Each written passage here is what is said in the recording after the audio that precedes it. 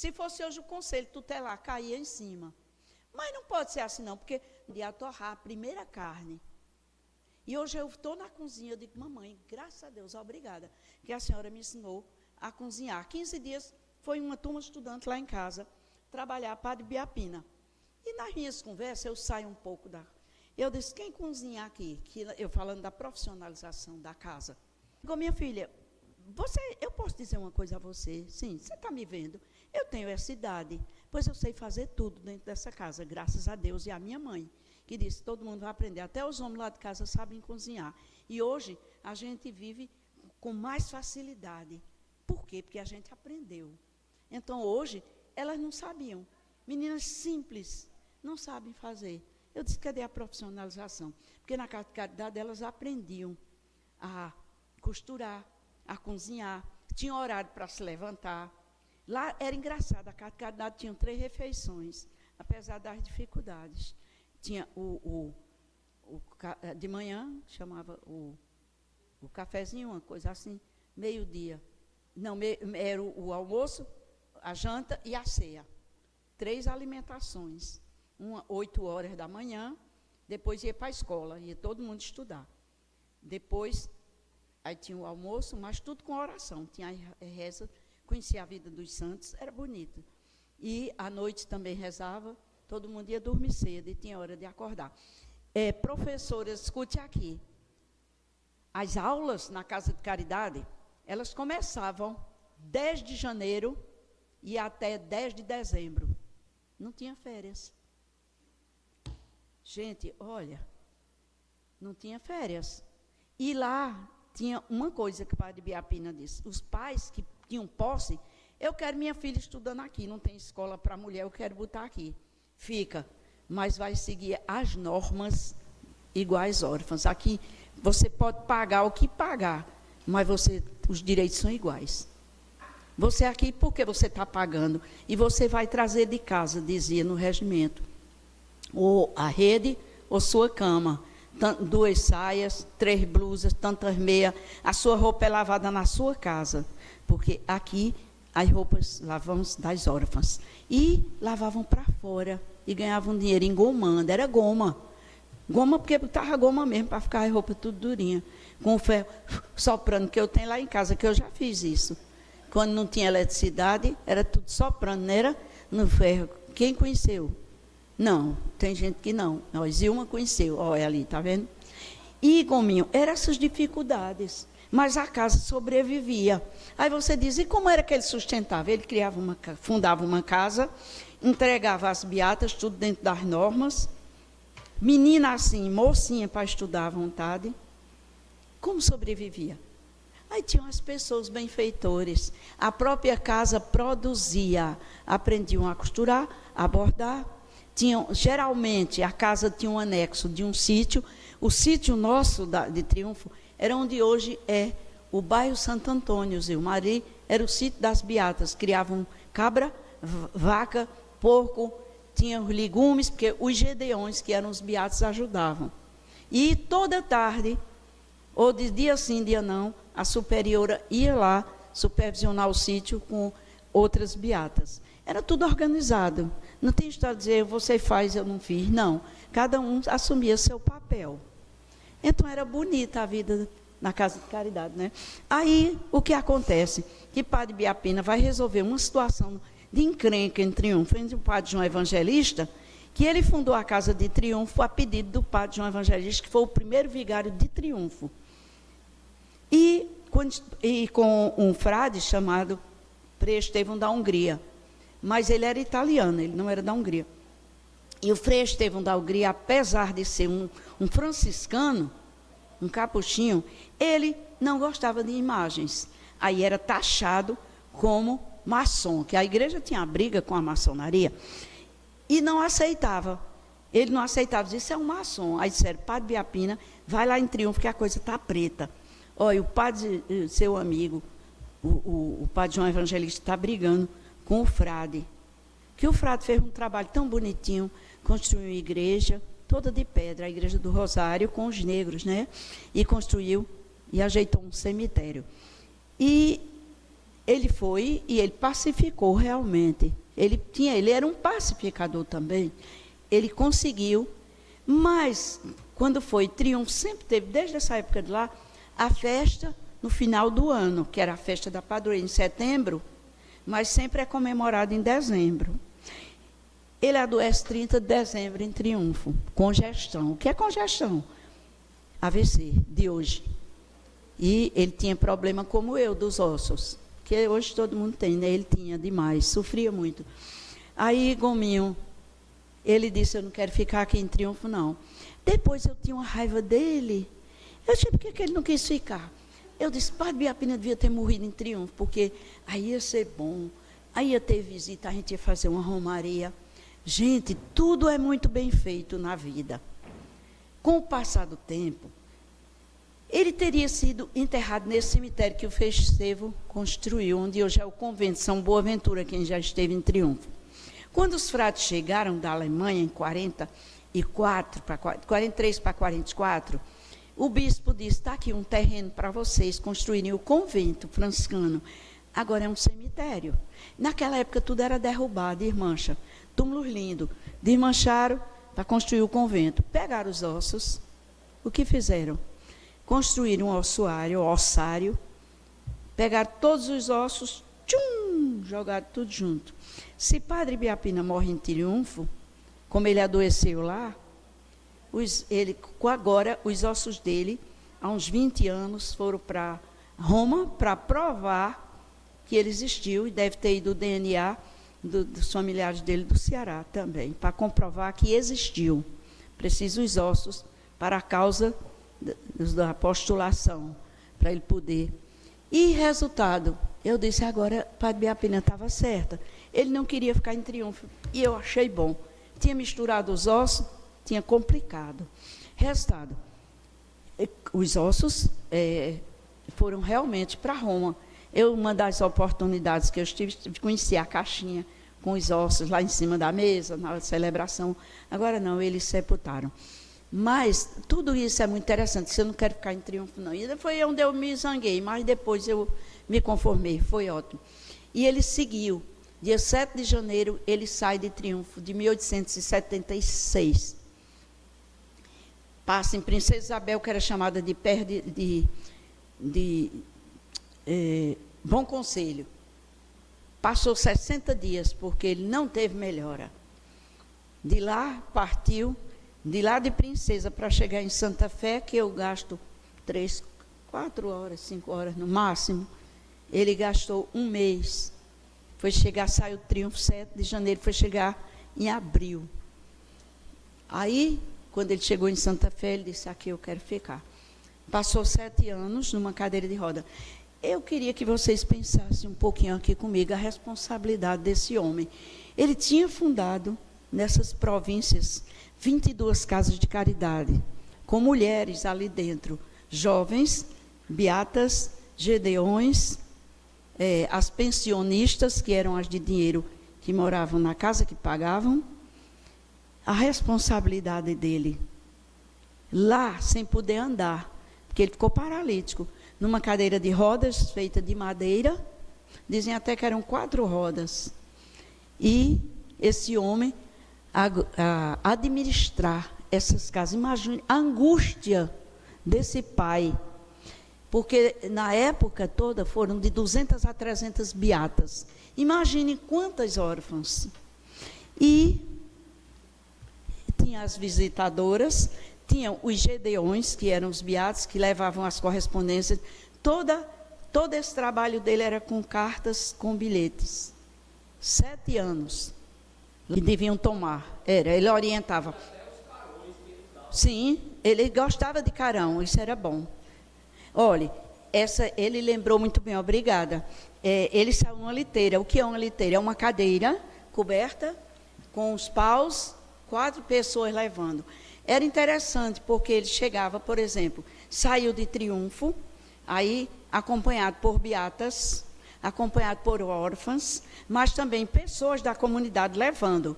Quando chegavam, digamos, em Jericó, que é um distrito nosso, algumas voltavam, As pessoas de Jericó levavam até Princesa. De Princesa saía levando. Passaram em Umburana, que hoje é Itapetim, não é? E passava. Algumas cidades, povoados ou vilas, ele tinha construído casas de caridade, ele ficava. Quando não, na casa de pessoas amigas. E aquelas pessoas ficavam e outros iam levando até chegar em Santa Fé. Não é brincadeira. E como ele disse, eu vi uma carta que está na casa de Elizabeth Maris, que eu já pedi à filha para a gente botar no museu. Uma carta que ele enviou à Superiora de Triunfo. E nessas cartas ele recomendava. Gente, era demais, 22 casas, um homem doente. Hoje a gente tem uma gripezinha, fica doidinho que se enrola e liga telefone e não sei o quê. Pensa, a responsabilidade, porque foi ele que criou, foi ele que fundou, então era a responsabilidade dele. E a igreja não aceitava muito, porque os padres, como eu disse, tinham que ficar nas paróquias. Ele não, ele saiu andando. Ele lutou também com a própria igreja, com poderosos, tanta coisa. Então, eu acho que a missão de Padre Biapina foi realmente uma missão muito bonita. E eu, como triunfense, que ele orientou, e eu vi a minha casa, o quintal, vizinho da casa do Padre Biapina. Daí minha vontade de conhecer a história dele, porque caíam os flamboyantes que ele tinha plantado no quintal da gente. Eu, mamãe, e o que é isso aqui? Que eu quero fazer meu mungunzá, meus piqueniques. Mamãe comprava as panelinhas de barro e a gente, naquele tempo, os brinquedos nossos eram esses. A gente queria imitar os nossos pais, as nossas mães na cozinha. E mamãe disse, mamãe, quem foi Padre Biapina, que a senhora está falando? Não, minha filha, ele foi um padre que... Ó, as beatas ali, eu vi as beatas andando. Mas eu não sabia a história. Eu perguntava às freiras alemães, elas diziam, não sei não. E depois eu encontrei o livro de Celso Maris na biblioteca do colégio, e ele hoje é meu. Quando extinguiram o colégio, eu digo, não, eu quero esse livro. E que era difícil, né? E, minha gente, a gente foi testemunha de todas essas casas de misericórdia que o Padre Biapina fundou. Cruzeiros, igrejas, cemitérios, estradas. Vocês naquele cemitério de hoje dizia, Iluma trabalha muito em questão de memória, afetividade da memória. Imagine, e a maioria dessas casas, elas foram demolidas. Quer dizer, não entendia a grandiosidade dessas casas, né? A de Santa Fé ainda está de pé, a casinha onde ele morreu, a casinha onde era da caridade. Olha, é um espetáculo hoje. E Padre Biapina, eu vou dar a vocês isso aqui, se interessar, eu trouxe.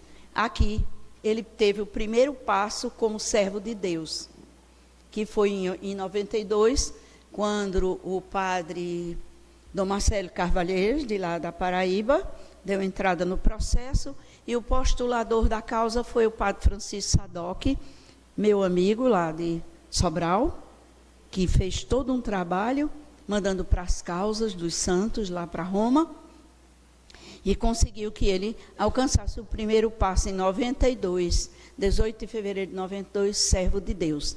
Agora, 31 de março deste ano, o Papa Francisco, antes de falecer, assinou um dos últimos decretos, transformando Padre Biapina venerável.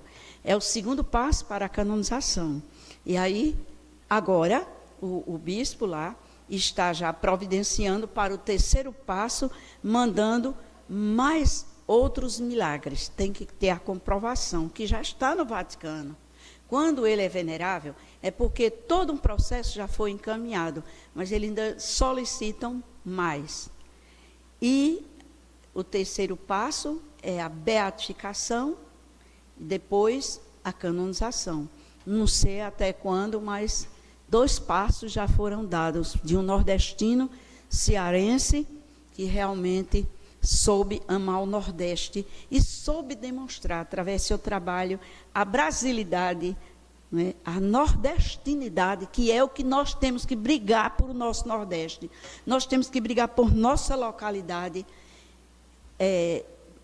Ele dizia hoje que para se tornar mundial tem que se começar com a localidade. É verdade. Ninguém conhece mais a localidade do que nós. Mexeu com floresta, mexeu com o Nordeste. Não é verdade? Diga qualquer coisa com nossas cidades, que a gente pega alto. Que a gente diz, minha rua. Eu sou dona de rua, mas eu digo lá na minha rua, no meu bairro, na minha cidade, eu sou dona de cidade.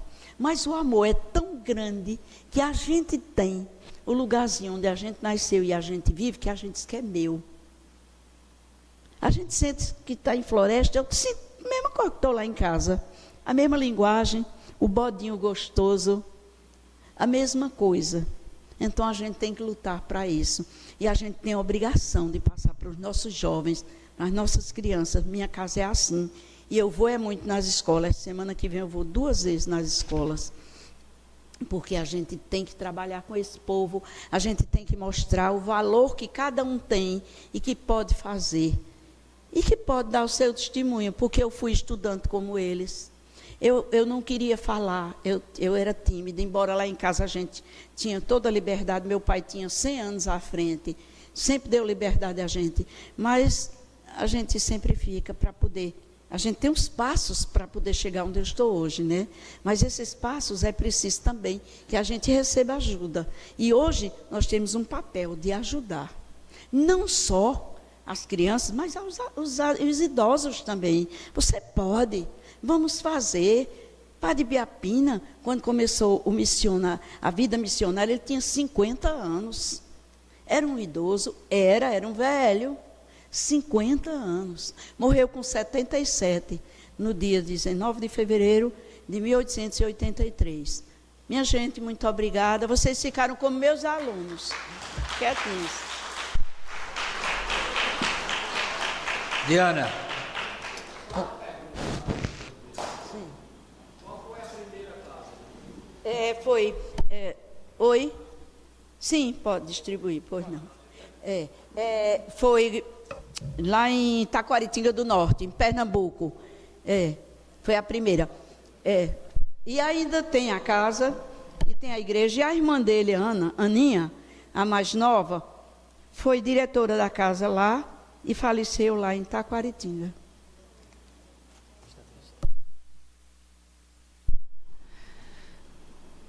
Muito proveitosa a palestra de Diana. Diana, quando você iniciou, você tocou na expressão Sertão de Bravos. Hoje, no espaço cultural, a gente ouvindo o primeiro tema discutido, que são as secas no sertão, ficou bem claro que os bravos não são somente aqueles valentes que lutam, que se digladiam, mas bravos são os sertanejos vaqueiros que cuidam das suas fazendas e vivem das suas fazendas no sertão nordestino. São realmente bravos. Você citou também, e foi o tema maior do Padre Biapina, as andanças que ele, nessas 5 províncias, enfrentando o sertão, a zona árida. E isso me faz lembrar o segundo bispo que chegou à primeira diocese do interior nordestino, que foi Floresta, 1911, criada. Chegou aqui o primeiro bispo, Dom Augusto Álvaro da Silva. Mais tarde, o primeiro cardeal primaz do Brasil, em Salvador. Quando Dom Augusto saiu daqui, foi substituído pelo seu parente, José de Oliveira Lopes. Deve ser seu parente. Dom José chegou aqui, não aguentou 4 anos. Transferiu o colégio que era aqui em Floresta para Triunfo, Colégio Diocesano, porque em Triunfo o clima era e é muito mais agradável do que Floresta. E ele não se contentou em, não aguentando o sol do sertão, o clima de Floresta, transferiu o bispado daqui de Floresta para Pesqueira. Acabou-se o bispado e somente em 1924 retornou. E o padre Biapina dedicou 27 anos, provavelmente aí, enfrentando essa zona tórrida, difícil que é o sertão. Você também, no início, se referiu às instituições das quais você participa. Não são poucas, pessoal. Academia Serra Talhadense de Letras, Instituto Cultural do Vale Caririense, Academia de Letras e Artes do Nordeste Brasileiro, União Brasileira de Escritores, Academia Triunfense de Letras, Instituto Histórico e Geográfico do Pajeú, Instituto Arqueológico, Histórico e Geográfico de Pernambuco, Academia de Letras do Sertão de Pernambuco, Academia Internacional de Literatura e Arte, e a Abraz. E ela dá conta e acrescentou: a Abraz é aquela que ela vê com mais produção, com mais...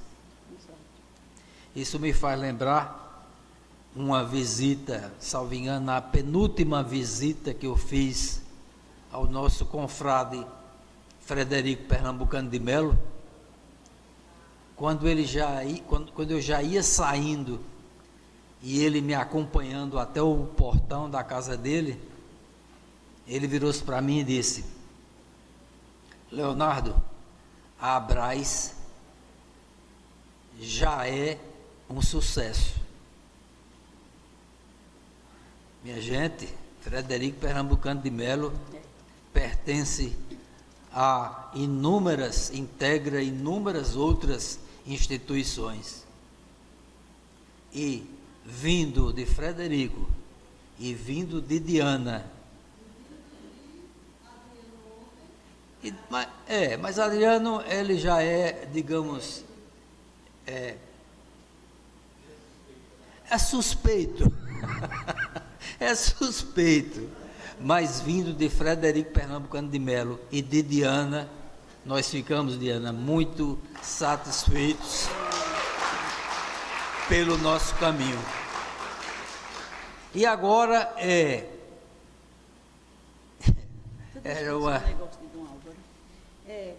falou em Dom Álvaro e ele era bispo aqui. Mas sabe o que acontecia, Gominho? Ele disse que aqui tinha muitos fazendeiros, finais de semana iam todos para as fazendas. Ainda Aí ele, acho que, eu não sei se tinha carro, acho que era cavalo. Ia para Triunfo todo final de semana. Passava, porque ele chegava lá, tinha retreta, tinha animação, o povo passeando nas praças. Aí ele ia para Triunfo. É tanto que, vizinho à casa de Padre Biapina, ele construiu a igreja de São Luís Gonzaga. Foi ele que nos deu de presente. E nós temos lá um altar de madeira que foi de um mestre Zé Luiz, que foi um senhor muito simples de Triunfo, nos deixou uma maravilha. E a gente não pode esquecer Dom Augusto. E o José Lopes foi quem consagrou a igreja de Triunfo no dia 2 de dezembro de 1928. Ele consagrou já como bispo a nossa de igreja. Pesqueira.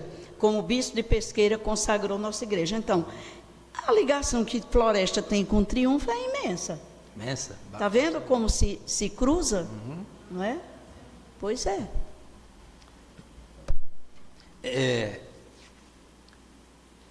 Você disse que sabe o ano que o padre Biapina passou por Floresta, mas você não sabe a atuação dele aqui em Floresta. E eu pediria que Denis subisse aqui para dizer da atuação dele no nosso município de Floresta. Aqui tem, viu? Mas eu deixo bem falar. Ó, esse livro eu vou sortear com vocês, viu? Sobre o padre Biapina. Não, deixa eu. Ô, Goinha, depois De improviso eu também. quero sortear com ele. Isso, tem tempo aqui. Tá ligado? Como é que liga?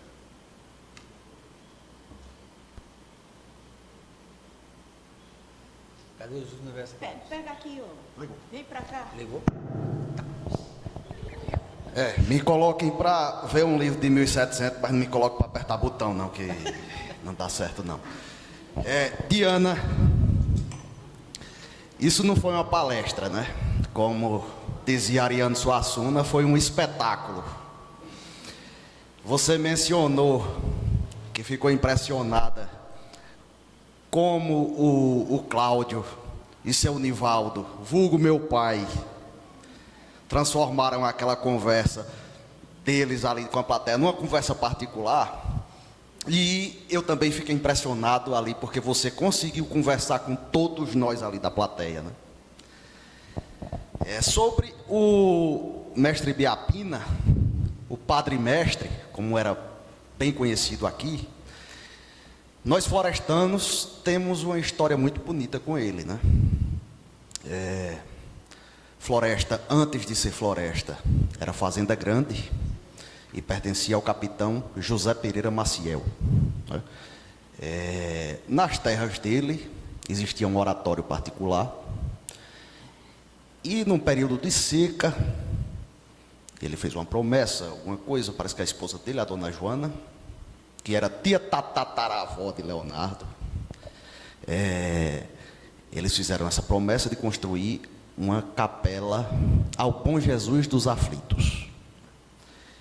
E naquela época tinha a burocracia, não podia fazer ali, chegar e fazer, não, tinha que pedir autorização. Então eles pediram autorização em 1777. Em 1778 eles começaram a construção da igreja e só vieram a terminar em 1792, que é essa igrejinha que está aqui na frente. Isso. E o tempo foi passando, a população foi aumentando, houve também uma outra promessa e a necessidade de uma igreja maior que comportasse mais pessoas, né? Então houve a ideia de construir uma nova matriz para a floresta.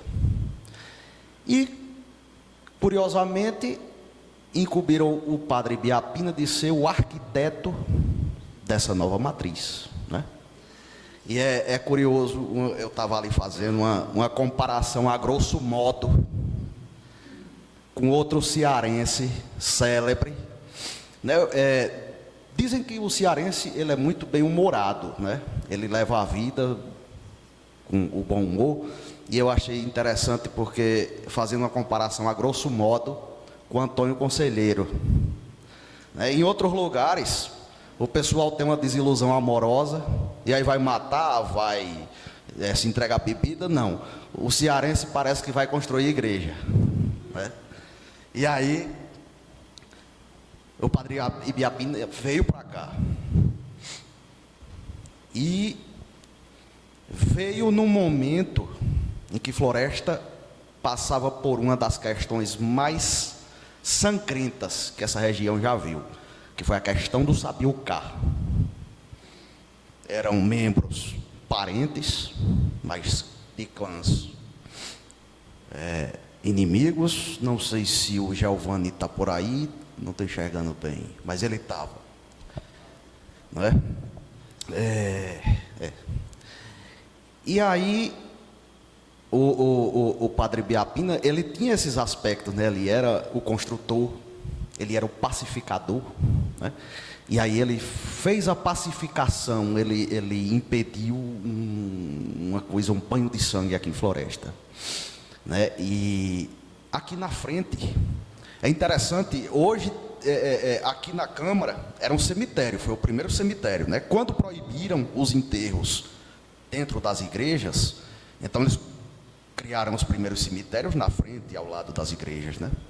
E aqui era o cemitério, tinha muita gente hoje que não queria entrar naquele cemitério da Tapera para não pisar nos corpos. Então saiba que vocês estão pisando agora nesse exato momento, né? E aí ele juntou esses dois clãs rivais, né? Sendo um deles o bisavô do Giovanni, Zacarias Gomes de Sá, aqui na frente. Mandou que cavasse, era durante a construção da igreja, mas eu volto já para a igreja lá, né? Ele mandou cavar um buraco, e aí chamou esses clãs, pediu que trouxessem as armas, e eles jogassem as armas dentro. E aí eles obedeceram o Padre Mestre. E logo depois disso, ele pediu que todos cuspissem a soberba. E assim fizeram, cuspiram a soberba dentro, e ele, em cima dessa cova, ele mandou erguer o cruzeiro, que ficava logo em frente, ficava entre aqui a Câmara, que na época era cemitério, e a igreja, que foi demolido para dar lugar à urbanização, né? Para dar lugar à rua.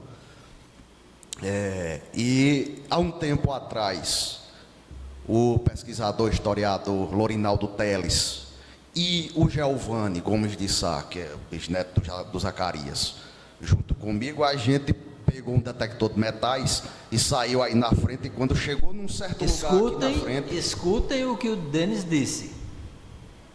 Louro Teles, junto com Giovanni, que estava aqui há pouco tempo, e comigo. Sim.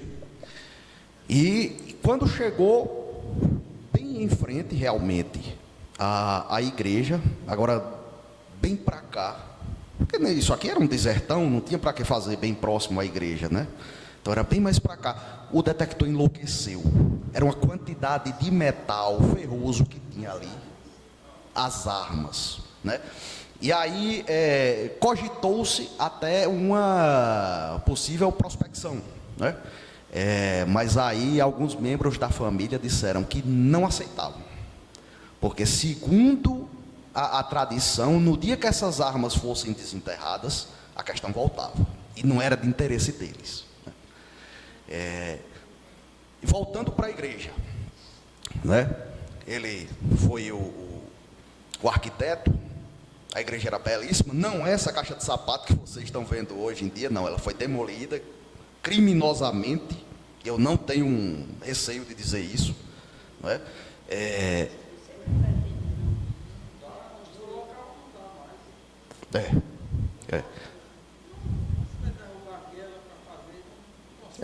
Não tem como. A gente tem que aceitar. Enfim, o que podia ser feito era na época. Hoje não tem mais o que ser feito, né? Não adianta chorar o leite derramado. Mas tem também uma outra história curiosa. Talvez pudesse até ser utilizada no processo de canonização dele. Dizem que durante a construção, eles esbarraram com uma pedra imensa, um lajeiro, como diz o vaqueiro, né? Lajedo. E aí esses construtores tentaram quebrar ela de todas as formas, e ela era, como diz também o vaqueiro, era fiche, maciça, não quebrava com nada. Tentaram erguer, não conseguiram, e fizeram de tudo, até que foram chamar ele para ver se ele dava alguma ideia de... E ele disse: vocês não conseguiram levantar? Não, ninguém consegue. Aí tinha um menino brincando por ali, ô menino, vem cá, sobe aqui na pedra. E o menino subiu, e ele virou para os homens e disse: tenta agora. Aí os homens: a gente não conseguiu sem um menino em cima, e agora com esse menino? Tenta agora. E os homens foram lá e pegaram a pedra como um papel, tiraram a pedra e jogaram para lá. E o Padre Biapina não viu essa igreja pronta, né? Essa igreja foi inaugurada em 1897, não viu pronta, mas o projeto era dele. Nós tínhamos esse tesouro arquitetônico aqui, que infelizmente foi derrubado. A gente anda, eu lá andando em Sousa, na Paraíba, eu vi lá templo feito por Padre Biapina e em outros lugares, e eu fico morrendo de inveja. Meu Deus, a gente podia ter lá um templo feito por Padre Biapina, que futuramente vai ser Santo Padre Biapina, né? Mas infelizmente, temos a história, temos esse legado, essa ligação com ele. Pois é, pessoal, vou passar aqui a palavra novamente ao presidente. Muito obrigado. Boa noite. Porque as casas de caridade todas eram construídas pelas plantas que o Padre Biapina fazia. Ele realmente era o arquiteto, era o construtor dessas casas. Ele tinha uma preocupação que as casas fossem ventiladas. Trabalhava muito no agroecológico, vamos plantar. Fazia lá abaixo das árvores teatro. Ele fazia peças para as apresentarem. Era uma riqueza uma casa dessa. Como a gente pode sortear? Os mestres de sorteio. Os mestres de sorteio. Talvez o seguinte, você escolhe uma letra e quem começa aí o nome com a letra tal. E se tiver 2, 3 pessoas? Aí a gente passa para a segunda letra, a mais próxima, digamos, na sequência. Pronto, e Biapina aí? Alguém que começa com... Tem um Igor, tem mais alguém? Tem mais alguém com I, com letra I? Deixa eu oferecer. Pronto, ó como foi fácil. Chega aí, vem buscar, seu. É Igor de quê? Igor Cardoso... Não, Igor Anderson Cardoso de Oliveira? Não, o último nome, nem me lembro. Gonçalves. Então tá ótimo. Meninos, muito obrigada, viu, minha gente? Olha, se alguém quiser, Gominho, se interessado em fotografar, está aí. Pronto. Se faltou alguém receber, aqui tem mais, pode Fiquem pegar. à vontade, fiquem à vontade. E muito obrigada por escutar vocês no último dia, cansados. A Diana está autografando aqui, né? Eles se comportaram igual os meus alunos, eram assim, bem quietinhos, todos ouvindo. Foi ótimo. E foi ótimo ter vocês aqui até este momento. Fiquem à vontade e está encerrado o nosso trabalho de hoje.